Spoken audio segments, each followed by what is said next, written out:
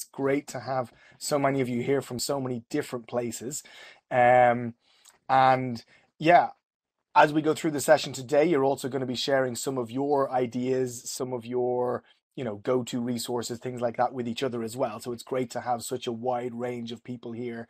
I'm assuming from different teaching contexts as well. And so you'll have different ideas to share, different experiences with online resources, online websites, how you integrate them into your courses, how you draw on your students and things like that. And so, yeah, hi to everyone. I will do my best to keep an eye on the chat field. So if you do have any questions or comments as we go through today's webinar, please just throw them in there. I'll do my best to spot them. If not, we'll pick them up at the end as well. And yeah, hi to everyone who's saying hi. So today's session is about using websites and online resources. So it's about moving beyond, your course book if you are working with a course book, or it's about looking at how can you add to or augment, a course structure that you might already be working with, or course materials that might be fixed in some way by bringing in other additional resources from online. And so I suppose my first slide to think about is thinking about the context that we've all been put into in the last 14, 15 months is moving from a face-to-face environment to an online environment. And that actually brings with it a ton of advantages, okay? It brings with it challenges as well. We've been addressing some of those challenges in recent weeks, and also in my series, my webinar series from last year, which is on the Corneliusson YouTube channel. The recordings are there if you want to go back and have a look at them.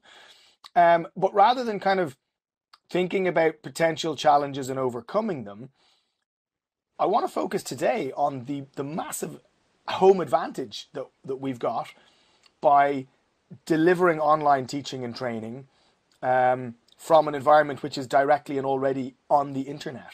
So we've effectively got all the rest of the internet at our disposal to bring into our training and our lessons in a much easier way than we could potentially do in a face-to-face teaching and training environment.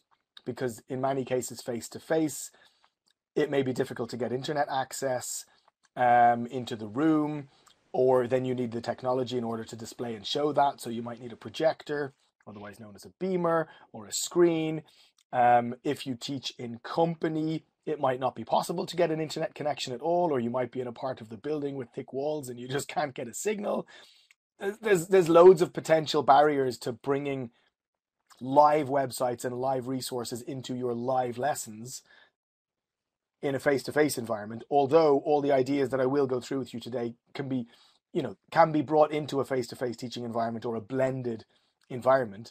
But I'm going to assume that we're more thinking about live online training and thinking about how can we augment what we're already working with using the digital environment that is with us or in front of us. And so there's a bunch of different ways that you can do that, and a number of different kind of starting points at least. Okay, there's the course that you currently have and are working with. That might be based around a course book. It might be based around a fixed syllabus or a structure of some kind. So you can look to that and see how can I bounce off that into websites and resources, and which ones can I use. There's the learners, who themselves are an amazing source of ideas, content, and there are approaches that you can take to help them drive their own learning forward through autonomy and encouraging that, because of the online environment that everyone is online, and people can easily open up another browser window while they're in your lesson and go off and search for something or do something and then come back to the lesson, or you can put people in breakout groups or things like that. And so then you can distinguish also between sources for learning more English or more skills, if you're looking at skills-based course around presentation skills or how people can participate or conduct in a meeting in an international environment in English. So sources for learning more skills as opposed to sources for practicing those skills, which could be sites and resources that have case studies in them, or just the news, or podcasts, or things like that. So there's a number of different ways you can look at this, but the underlying kind of question you've always got to ask yourself before you bring any level of resource at all into, or any level of, technical resource, digital resource, is why. Why bring this now into my lesson? What's the benefit of it? How is it going to add value to the lesson or the course over and above maybe the course book I'm working with or the structure I already have in place? How is it going to enhance the learning experience or the learning outcomes for my learners? So what I'm getting at is never use technology just for the sake of using technology, or just for the sake of maybe having variation of some kind in your lesson, but actually think about the pedagogical underlying reason. What benefit is this going to bring over doing something else, or over just continuing to do things the way I do them? So these, I think, are kind of key questions to ask yourself when you are reflecting on, what you can bring into your lesson. So thinking about your courses then, right? If you are working with a course book or a series of course materials or something that has been published already, even before the world of lockdown and the pandemic, many publishers had digital resources available. Some of them are course agnostic, let's say, so they're not specifically tied to a specific course. They could be like online worksheets, downloadable lesson plans, things like that. But many of them are also linked to specific courses and specific series. So taking, for example, Cornelissen, there is this really cool tool called the Unterrichtsmanager, which enables you to have digital versions of the physical course books that you might have been working with physically in the past, in which you can pull up the book basically live in your lessons, also virtually, and also in a face-to-face classroom when you're, as and when you get back into a face-to-face classroom. But if you're not familiar with the so-called Unterrichtsmanager, I really urge you to check it out, because it will transform your teaching world, because it gives you everything that you have from a print version of the book, but it gives it to you digitally, and it enables you to hone in on particular activities and to play media and to basically bring a print book alive on a digital screen. And this is especially crucial if you are if you're teaching online, basically, rather than having people looking at books on their knees and things like that. So, if you want to know more about that, you can, in your course book, if you have a book, in the first couple of pages, it'll probably reference the Unterrichtsmanager. You could also have a look at the Cornelissen YouTube channel. The landing page video on the YouTube channel is actually a short interview and introduction to what is the Unterrichtsmanager, how does it work, what's it all about. So I would encourage you to have a look at that as well. I don't actually have a link right now, but maybe Uslam could pull out a link to the main YouTube page, the Cornelissen YouTube channel page, and then that video is just sitting there for you to have a look at. But basically, the point I'm getting at is if you are using a course of any kind, look to see what digital resources are available to accompany that course, both for you as a teacher to help make your teaching and delivery kind of easier and smoother, but also for the learners, because there'll be tons of resources out there for the learners as well to be able to use. So another example of that is the Page Player app, which is a Cornelissen app, which has, I had an updated look at it there earlier on to see how many books are in it now.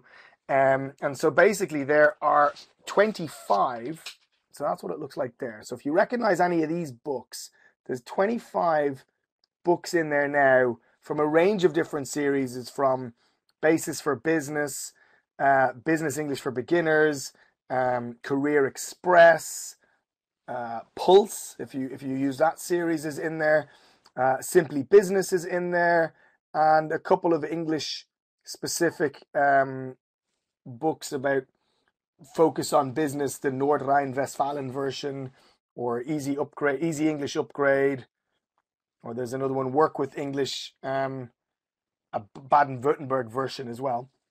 So I would recommend you have a look in there, because what's in the app, it's really cool as well, is that there are all of the audio and the video files that go with the books. So it's putting control in that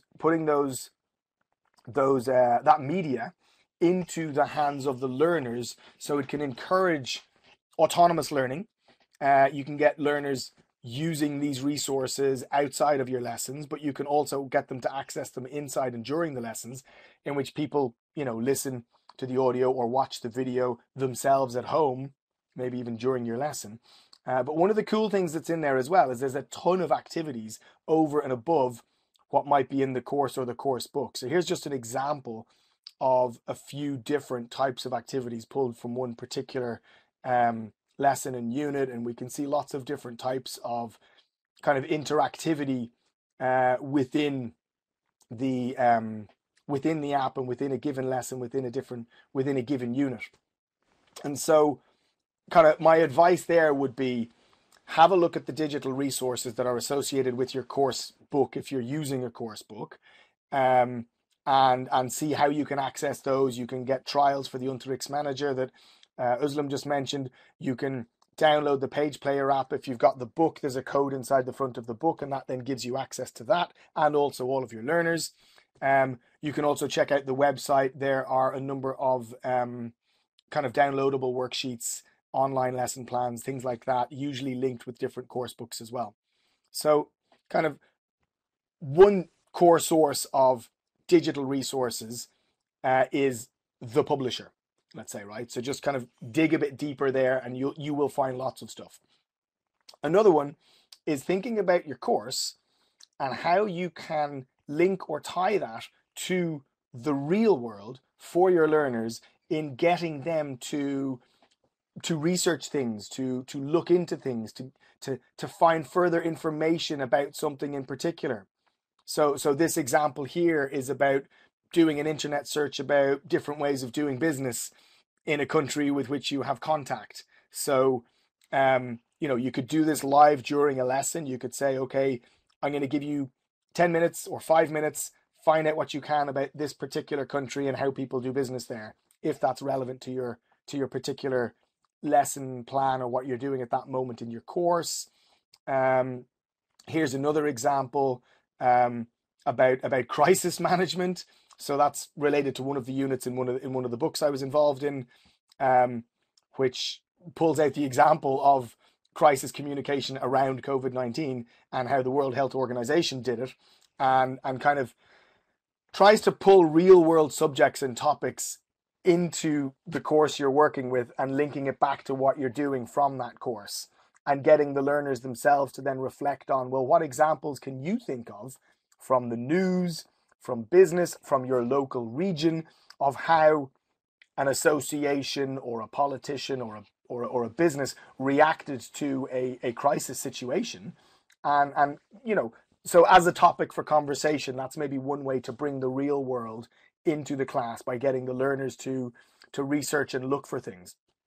Another example here is about business successes and business failures, and how people get inspired by those or not, and looking for local stories of local businesses, or not even local, but just stories of business failures in this context, and celebrating those failures through finding what's inspiring you in them. So this is just an example. Again, if you were doing a unit on business success or what brings success or starting up businesses or things like that, it's just about using whatever your course content is as a springboard to go and find those resources in the internet, or actually get your learners to find the resources. Here's another example about getting your learners to do a survey, an informal survey around paternal leave in the workplace. And so that could be something that they could do with their circle of friends. They could create a survey, like an actual form, like using Google Forms or Microsoft Forms or SurveyMonkey. These are 3 tools that learners could use to create their own little survey, send it out to their network of friends, people they know, and try and collect insights around the topic that you're addressing. In this case, it's about parental leave, but it could be about anything. So interesting comment here as well. Students, even at B1 level, find it difficult to understand websites in English, mainly because these pages are targeted at native speakers. So you are right, is that the majority, I mean, some international organizations will have reflected on the English they use on their websites to make them accessible, but many unfortunately don't. Although another way of looking at this is looking at the new skills within the CEFR. The skill of mediation involves exactly what you've just described there in the chat field, is looking at written text, for example, and interpreting and deciphering and mediating meaning or drawing meaning from what it is that they can see and read. So although they might not be able to follow and understand everything on the site, rather than getting an online platform to just translate the whole thing for them, you could actually turn that into a reading task in itself, reading something for the gist rather than focusing on every word, skimming for the overview, or scanning for specific details and specific information. So you could create a set of reading comprehension tasks based around gist, skimming, scanning, paraphrasing, summarizing, especially in texts that might be a little more difficult for people to understand at a B1 level, for example. But what I'm getting at here is just different examples of what we call web quests. And so you can create a web quest that springs out of the course content that you're working with. And there are many different ways to create a web quest. There's many different interpretations and definitions of exactly how they should be done. Ranging from something that is very directive and step by step. So go to this site, click on that thing, read what it says, make a choice between clicking on that or that, get to the next stage. So basically very, very directive, which could work better at lower levels and using screenshots and things like that, to something that is maybe more task-based, where they just need to find a solution or an answer, and the process that they take is down to them. Or maybe something project-based, maybe even in teams, where they need to research a given subject and topic and then present it back to the classroom. And so there's loads of things that you can do. You can set it up as small group work, pair work, spread over time, or just in one individual lesson, or just homework from one lesson to the next. So there's loads of different ways that you could do it. Someone else has written in the chat that they use breakout rooms with groups of 3 to 4 students and get them off doing that. So that's a really good idea. You could give them 10 or 15 minutes, a particular subject or a topic, a particular goal or outcome they need to achieve, and then just put them in the breakout room to work it out. And this will come back to something I mentioned last week as well around Michael Long's interaction hypothesis, is that learners will improve their language purely by interacting with each other. So if you get them interacting in an activity like that in the breakout room, you don't necessarily need to be there to survey and observe everything they are saying to each other, because just the activity, that the process of action that they'll be taking with each other will be practicing and improving their language, and then the output is what they present to you when they come back. So there's loads of different ways to do this. The reason I'm suggesting using your course as a springboard for topics is so that then you've got relevant topics and things that are going to be engaging and relevant for your students, rather than risking a potential perception that the topics are perhaps random or not connected to the course you're running or the learning goals that the learners have. But always think of that linkage back. Why am I selecting this? What's the learning benefit going to be? What's the learning experience going to be? Someone else has mentioned sites with plain English, and so plain English is a campaign as such to try and encourage organizations around the world to use certain language sets in their communication, plain English, basically, to make it clearer and easier to understand and follow. And so have a look at that link that someone's posted there as well already. It's plainenglish.co.uk. There are other associations around the world as well. I know someone who works at a plain English organization in Australia as well. So you could also even look at their resources as a discussion topic with your learners, and actually discuss the topic of plain English with your learners, and how easy or difficult it is for them to understand other variations of less plain English, and maybe thinking about what strategies do they have, or could you help them with for comprehending and understanding content that is less plain, for example. So there's loads of different things that you can do out there. So moving on, I mentioned already before online publisher resources, and so using the web codes that you can get online or in course books. If you're working with course books, there are a load of different. These are just some examples, some screen grabs from Corneliusson. There are loads of additional content that you can get from the online environment, from the website environment, around lesson plans, worksheets, audio content, video content, lots of supplementary things. There's almost more supplementary content than you can fit into a course, so you do have to be selective with certain things as well. And that would be another tip I would give you when looking at websites and online resources, is don't take a scattergun approach and just kind of take everything in and use everything that you can. But it will take a little bit of time, a little bit of preparation, bit of research to just identify, of all the masses of potential resources available to you, which ones are going to be the most relevant, which ones are going to have the most impact, which ones are going to have improve the learning experience as well as the learning outcomes. So these are choices that you're going to have to make as you go along. So I've kind of spoken a bit about springing off your course or pulling the world into your course. Let's focus now. Let's actually think about your learners as a resource, okay? Because there are loads of different things that are relevant to them, loads of things that are interesting for them, and loads of ways that you can get them to co-create the lesson content and subjects and topics with you. So it doesn't, even if you're teaching adults or if you're teaching business people, it doesn't always have to be something based around work. And in these days, most people are at home anyway when they're doing work.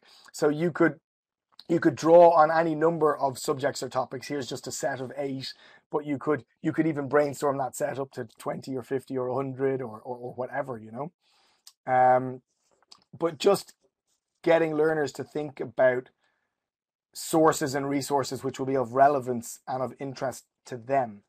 I'll always remember he was very engaged to try and find to try and improve his English, but didn't always find it easy to to do it on the news or newspapers or other sources that he could find, or even potentially the course book sources. This is going back like 15 years ago or so, before course books were awesome like they are now. But what he did, we had a bit of a conversation. I said, well, look, tell me what you're into. Tell me what drives your passion. What do you do when you're not working and you're not, relaxing at home, and what do you do? And he goes, well, I love astronomy.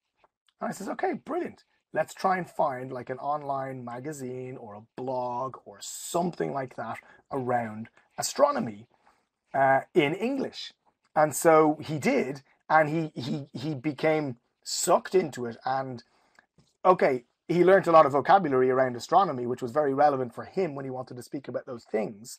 But he also learnt lots of other vocabulary, and just his language improved through sentence structure, and not only through reading, but also watching videos and listening to podcasts all around that subject. So you could get your learners really, you know, driving their learning themselves using a whole set of online resources in English driven around their personal interests. And then to link that back to your course and to give them the focus of actually applying the English that they're learning, you could give them the task of maybe presenting it to others, or actually letting them lead a teaching slot, or something like that. You don't always have to be the one that leads the lesson. For example, you can facilitate that learning to happen and get the others to teach themselves interesting and relevant content through the medium of English. So they'll also be practicing their English and learning it from each other. So there's loads and loads of different ways that you can draw on your learners as well. And there are a ton of websites, a ton of resources, of apps, of online collaboration tools, of survey tools, of activity creators, of game creators, of sites you can create podcasts with, sites you can create infographics with, sites you can create video explainers with, loads and loads of things, hundreds of thousands, more than I could go into here. So my advice to you also would be, if there's something that you're interested in trying out, just do an online search for it. You will probably find a tool which will enable you to do that. So what I want to do right now is I want to go over to you. I want to ask you the question: if you could recommend one web tool to everyone else who's here, what would it be and why? So take a moment, and by web tool it can be anything. It can be an app, it can be online survey tool, it can be an online activity maker, it can be a games tool, it could just be a news website, it could be a particular podcast. So by web tool, I'm just referring to anything that you can deem as a resource. What would it be? TED Talks. Yeah, TED Talks are great, really good. They come with subtitles, they come with the script as well. They come in long and short versions. There's so many interesting ones out there. Padlet and Quizlet. Padlet's really good for collaboration. Quizlet is really good for creating kind of vocabulary-based games and quizzes. You can create your own, but you can also get your learners to create their own for each other and for the class, which makes it really fun as well. Because on one hand, you're making them more accountable for creating their learning. On the other hand, you're taking the onus off you to have to create everything. So Quizlet's pretty cool.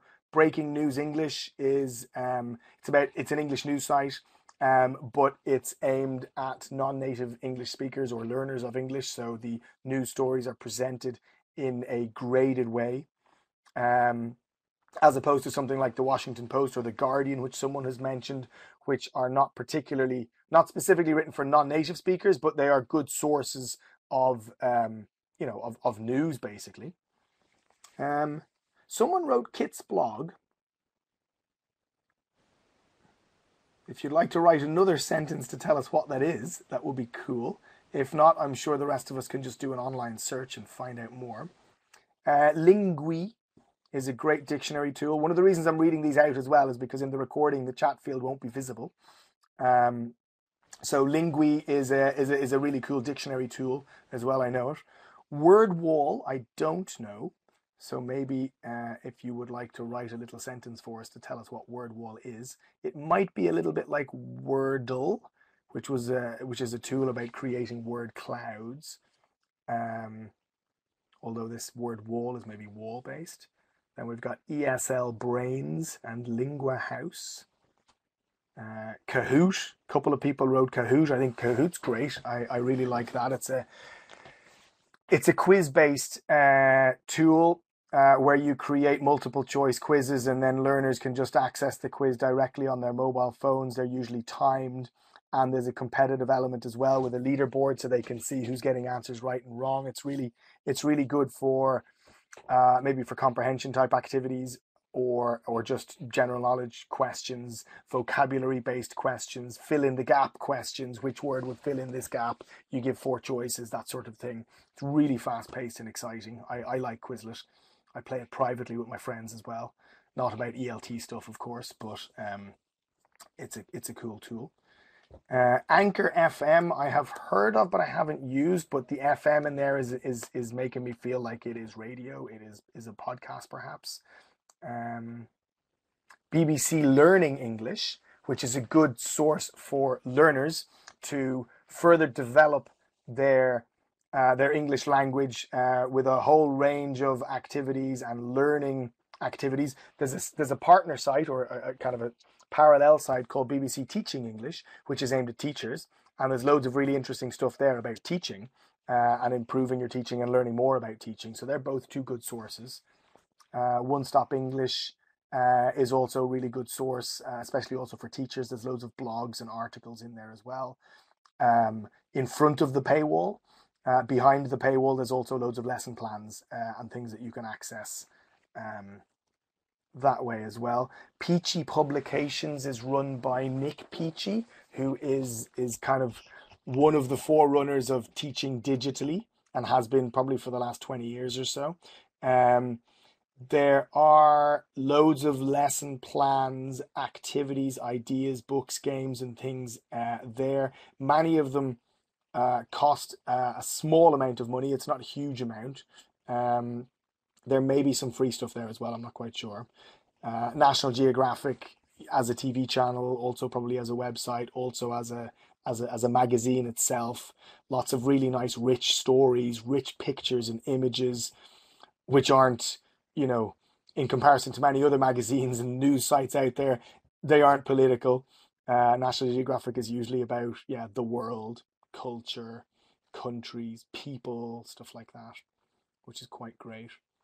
Storyboardthat.com looks and sounds quite interesting. I don't know that one, but I'm guessing it's about storyboarding things. So maybe it's about creating your own visual stories like cartoon or comic strips or actual storyboard that may or may not turn into something animated later.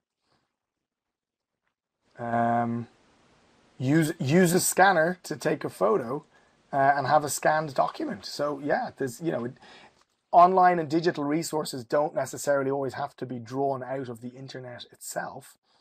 You can pull in your own pictures as well. If you're looking for pictures to use in your lessons or in your training, pixabay.com has got, it's a free repository of stock images. They're generally just kind of stock general kind. Another resource, I may have mentioned it before on Flickr, is ELTPics, P-I-C-S, and that is a repository of over 30,000 photos uploaded for teachers by teachers into loads of different categories. Categories like nouns, adjectives, emotions, feelings, sports, risk, danger, shadows, opposites, comparatives, superlatives, you name it. There's a folder of images there, and they're all available for teachers free to use in their lessons. It's a fantastic resource. It's basically fed by the community, fed by a global community of teachers. So I would recommend you check that out if you don't already know it. It's ELTPics on Flickr. So there's loads of stuff here. Unsplash I've heard about as well, actually, for photos already. So thank you for telling us Kitsblog. I asked a few moments ago. Kitsblog is open source and 100% data protection proof, and it includes Etherpad, a brainstorming tool, and lots more, and it's just excellent, apparently. So thank you for telling us a bit more about that. I will be checking it out later on. WordWall is a vocabulary training that uses a spinning wheel and flashcards, which also sounds really cool. And these are the sorts of resources that you can bring live into your lessons through screen sharing from your own browser window, or you could send your learners off to them either in the lesson or even after the lessons as well. Someone else has told us WordWall, you can create quizzes, make lessons interactive and fun. There's a leaderboard which brings in a competitive dimension as well. The British Council also has some nice websites around learning English as well. There's loads of lesson plans and online activities on the British Council's websites around reading and listening as well, and vocabulary and games. Great. So I will let you. Those of you who are here now live, I'll let you just kind of flick down through the chat field. Those of you who are listening to the recording, rather than giving a bit more information about each one, I'll just let you know what else is written here after WordWall and Kit's blog and the British Council. Reverso for translations, getting students to produce their own podcasts using Anchor FM. Linoit is a really cool kind of a cork pin board for collaborating, sticking things on it virtually. Trello is really good.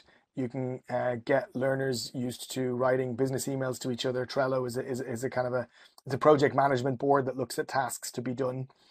Autoenglish.org, listenings.htm, I guess, is some listening resources as well. Someone has written, I mentioned Nick Peachy a few moments ago, and Peachy Publications. Follow him on LinkedIn. There are apparently loads of free resources that he posts on LinkedIn. Voki, V-O-K-I, lets you create an avatar that speaks your texts and a spoken monologue for you. Eclipse is a crossword maker. Tricider, TRICIDER.com is good for polls and for brainstorming. When looking for free pictures online, you can use a filter that says Creative Commons. So if you do use Google, for example, and you're looking for images, one of the little drop-down arrows where it says Tools is you can search for Creative Commons licensed images. And so these are ones that already allow you to reuse them and repurpose them. Someone asked me to type in the name of the site that I mentioned earlier on. So I was speaking, I believe, about Flickr, and I mentioned ELT Pics. So it's flickr.com. And then if you just search in that for ELT Pics, you'll come to this massive repository, over 30,000 images. It's brilliant. And I would encourage you, if you're using it, get involved in uploading as well, because you've all got phones in your pockets. Cool. So loads of different tools and ideas there, which are great. I think it's really good to have our collective mind of more than 70 people here sharing ideas and resources. puzzlemaker.discovery.education.com/Chris-Cross. So that's another resource there as well. So there's loads and loads of different resources. Here's a few that I thought you might be interested in. A number of them have already been mentioned as well. But these are a few that I use or have used or use often. And I think it can be interesting to just think about the tools that you have in your toolbox under different headings, let's say. So I've tried to put them under some different headings here, like ready-made, tools for activity creation, tools for student collaboration, tools for voice and video, and maybe some further reading ones. Actually, yeah, ELT Pics is I've listed it there as well already. And it can be useful to think about these a little bit like a toolbox, right? Imagine you've got a toolbox that has 200 tools in it. You're not going to need all of those tools every week or even every month. And there might be one tool in there that you only need once every 2 years. But when that job comes around in your house and you've got to turn or tweak or bend or fix something, you'll be really happy you had that one tool that you only use once every 2 years. And so having a whole load of tools at your disposal is not about feeling under pressure to use them all the time or to use them regularly. And this comes back to the core question that I asked you at the very beginning, and that we should always be asking ourselves when we're using any type of tool, is what added value is it going to bring to the learning experience for my learners, to their learning outcomes, and to the overall course and lesson itself.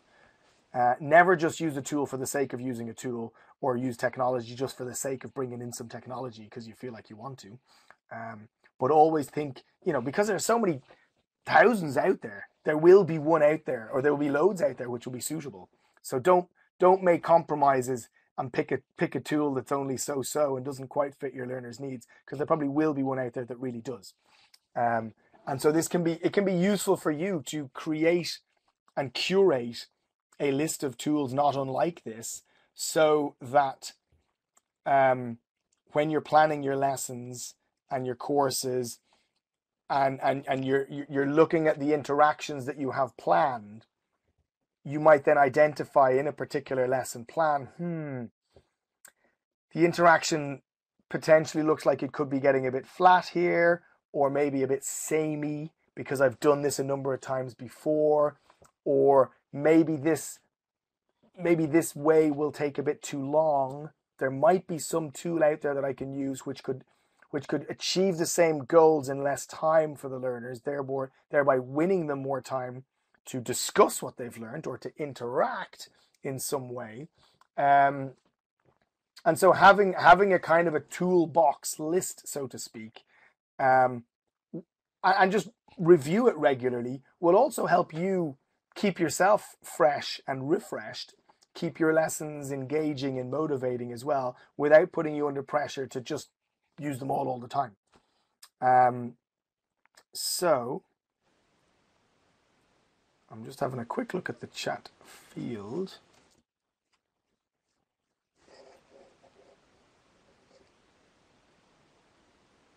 Vox Europe, VOX EUROP, I think is a source of news specifically about learning about Europe, and there's opportunities to look at the site, I think, in different languages as well, and news articles, and media in different EU-based languages as well. So that's Vox Europe, I guess, EU.de. I'm sure if you do a quick online search, you can find that as well.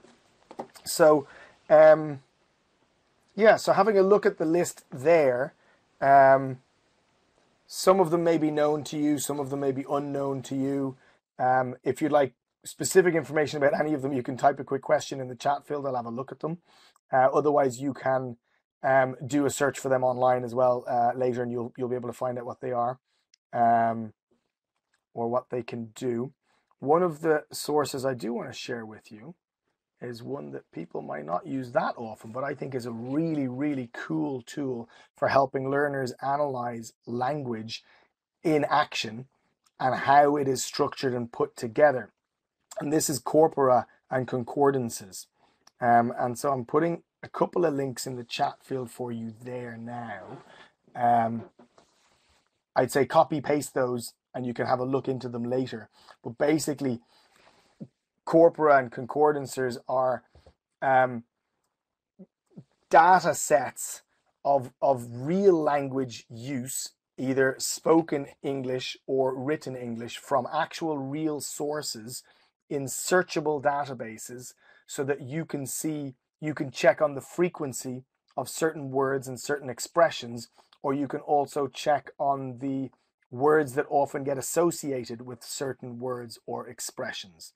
So you could say, for example, let me think. Yeah, the word opinion, for example.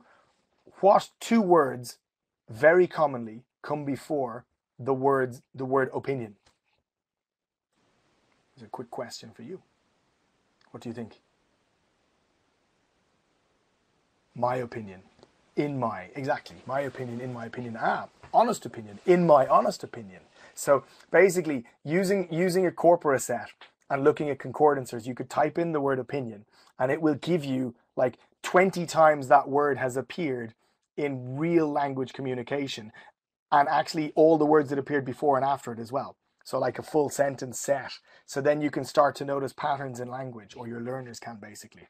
So they're a really good source of understanding how words fit together, how common certain sets of words together are, and what type of communication they often appear in, what type of situation they appear in, whether they're more common in written or spoken English, and so on and so forth. I personally think they're a cool tool to just dive a little deeper into the actual structure of language sometimes, as opposed to many of the other things that I've referenced here or that we've spoken about so far, which is maybe more around the world and news and engagement and subjects and topics. And sometimes it can be really useful to drill down into the actual mechanics of the language itself. So keeping an eye on time and just thinking about a couple of key takeaways. I've mentioned a number of times, think about the why and the benefit of selecting some kind of an online tool or a resource to use in your teaching. Here is a set of questions that you could ask yourself when looking for or selecting digital resources to use in your teaching. I suppose the third point there, pedagogically justified, that's the point I've been making a number of times, is does this make sense in the learning context right now for my learners? Can I justify it pedagogically? Is it going to either save time, make something about the learning more efficient, more effective, create a better learning experience for my learners, help them get to their outcomes in a faster, smoother, better, or more enjoyable way, for example? What level of success, what's the success factor going to be of using this tool? Will it be fun? Will learners feel success when they come to the end of it? Feel like they've improved, feel like they've gained something from it? And so user experience is critical. And not only for the student, but also for the teacher. Is it going to be easy for you to explain? Is it going to be easy for you to use and to manage and to integrate into your teaching? And thinking about if there are barriers to registration or not, if there are paywalls or not. And I'm not saying don't pay for stuff, because there's loads of really, really good content out there which is behind paywalls. They're not very large paywalls, like Nick Peachy's Peachy Publications site. Another one I had on my list a few moments ago was Film English, which is a huge repository of lessons around films and film English by Kieran Donaghy. Another one is Lesson Stream by Jamie Keddy, which is a massive resource of lesson plans and lesson ideas as well. And they are behind paywalls, but they're not massive ones, and the content in there is really good. So I would recommend that as well. Someone has also mentioned, I forgot to mention, the most important criterion is data protection and legal background.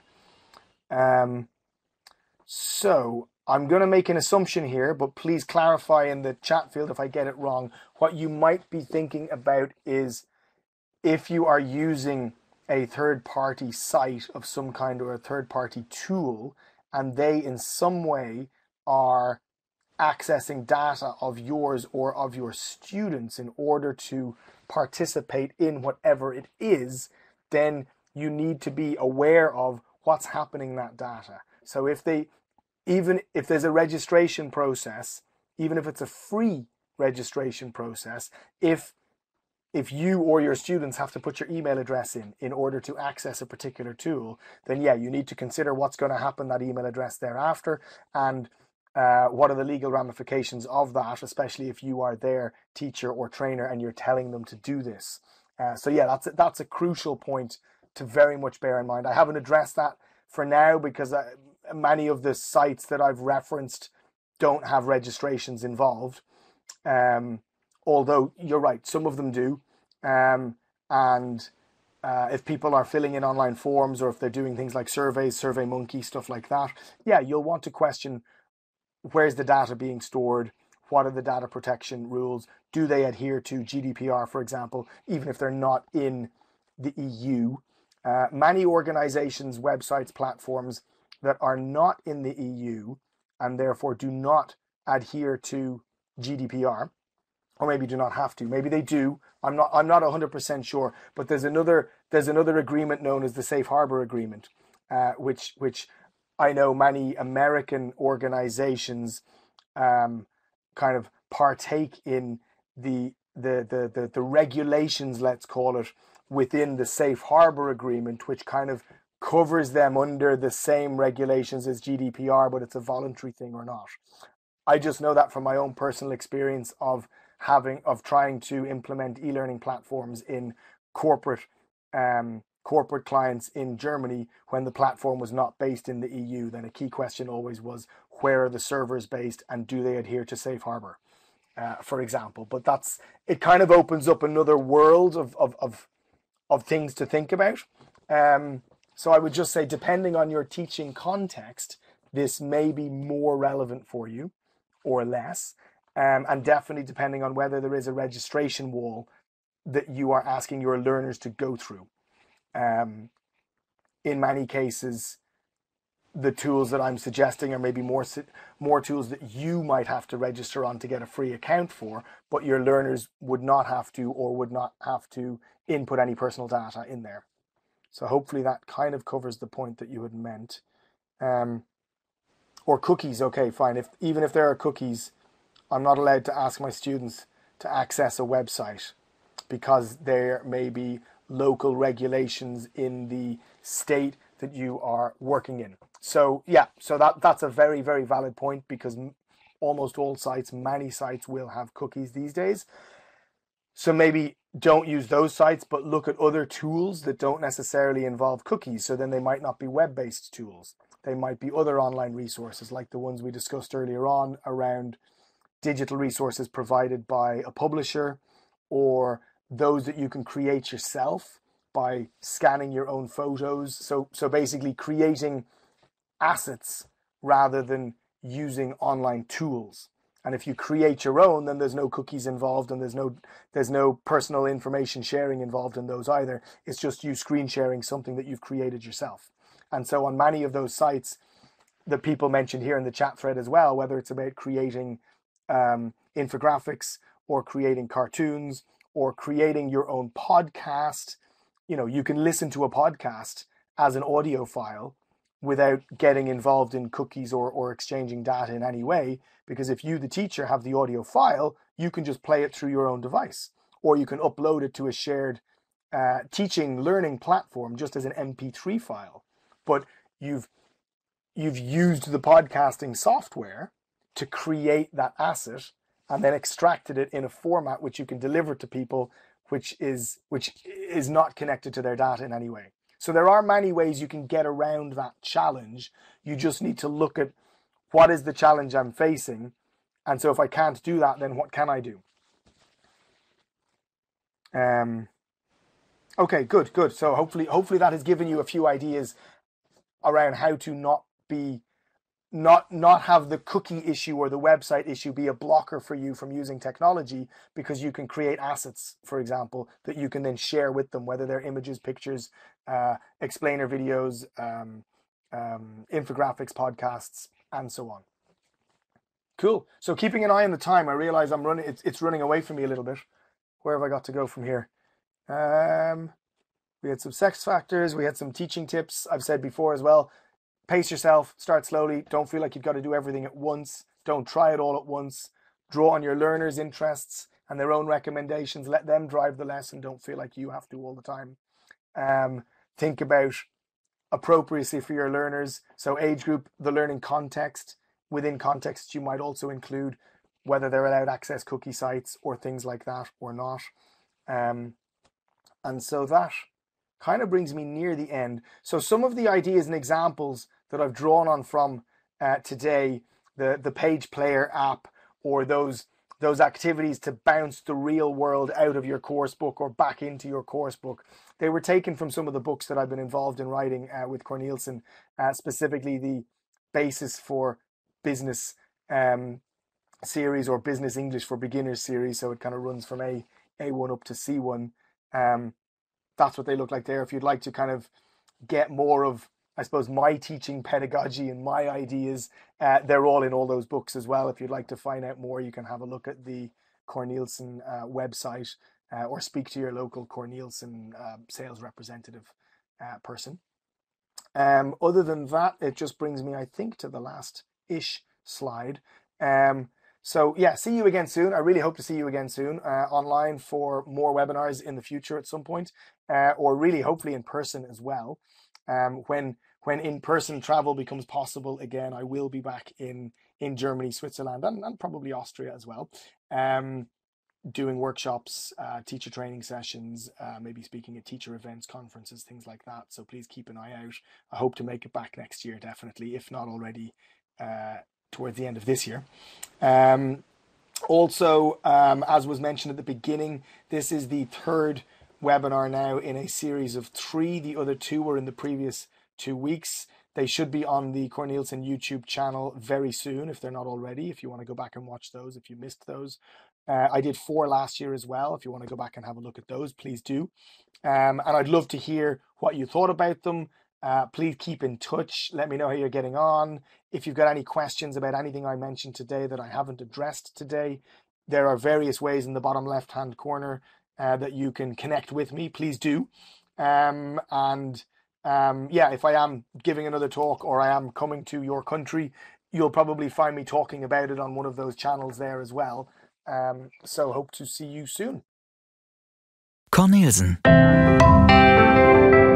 Potenziale entfalten.